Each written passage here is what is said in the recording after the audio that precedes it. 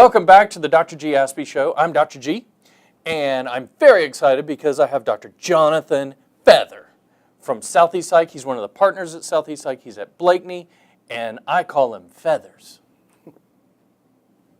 Nice. Today we are talking about romance and couples and Aspergers, and there is no better expert that I know of other than this man right here. So I thought we could kind of pick his brain a little bit and figure some stuff out. Sounds Is that good with you? Sounds good. Fantastic. All right. So broadly, what have been your experiences in the world of romance and Asperger's? Well, what I've found is that the differences between spouses that would typically bring them to therapy are a little exaggerated with people who have Asperger's, where one of the partners may have Asperger's. And those differences can cause them to seek help, especially as life becomes more difficult and the challenges become more difficult. The other thing that happens a lot is when a kid has been diagnosed with Asperger's and they start looking around and realize something may be going on with one of us, and that may cause them to come and seek help.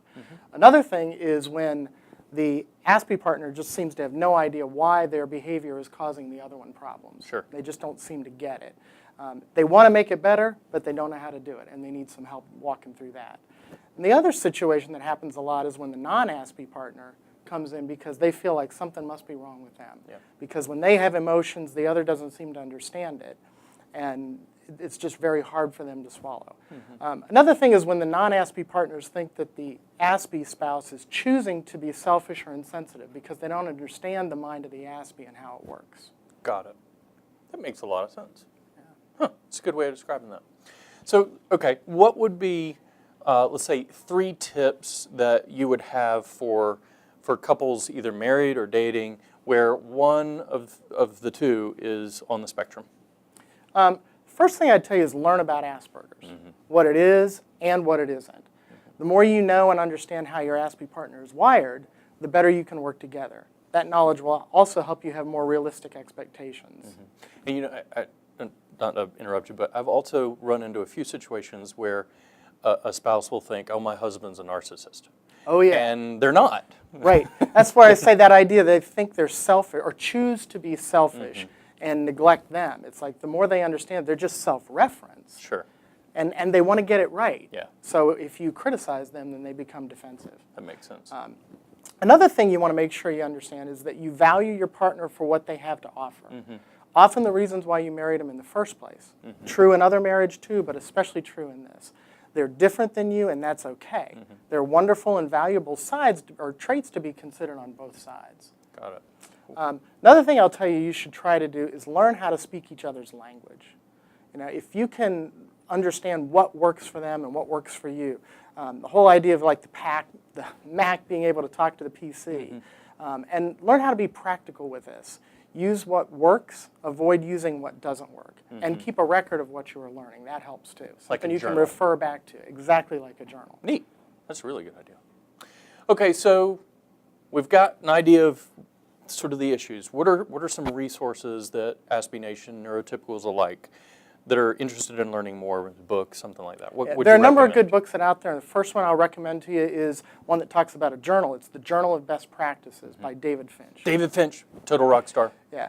Great book written by a guy who's an Aspie who understood what happened to him within his marriage, and this is what he did to try to learn. Yeah, so it's a really good fantastic book. Another good book I like to use with people is called Solutions for Adults with Asperger's Syndrome by Juanita Lovett. Great book, again, very practical. Each chapter has a little gray box to give you tips to go back to, and there's a really excellent chapter on marriage in that book. Cool. That I think is very helpful for couples. And then another book that's good for the non-Aspie partner in a relationship is called Going Over the Edge by Kathy Marshak and Stephen Shore.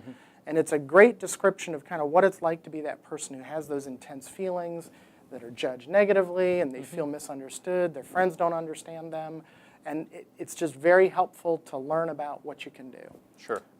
Another book that I recommend for people, especially if they're really having a hard time, is a book called Loving Mr. Spock by Barbara Jacobs. It's definitely on the darker side. It's about a relationship that didn't work, but in part because neither one of them really understood each other, and that misunderstanding led to some really bad experiences for the two of them and ultimately ended poorly. Another famous neurotypical couple. Yes. Captain James Tiberius Kirk and First Officer Spock. They had trouble in their relationship. due to a lot of these issues, and sometimes they did not value each other or speak Or each learn other's how to language. speak each other's Yeah, I language. love it. Exactly. You are awesome. Everybody, this is Dr. Jonathan Feather. You can find him on southeastpsych.com, and you can also email him at jfeather@southeastpsych.com. He is a master therapist. He's one of those guys that have been doing it long enough because they're so old that they become one of the best in the world at something, and this is one of those guys. Thank you. So thank you, dude. High five. Yeah.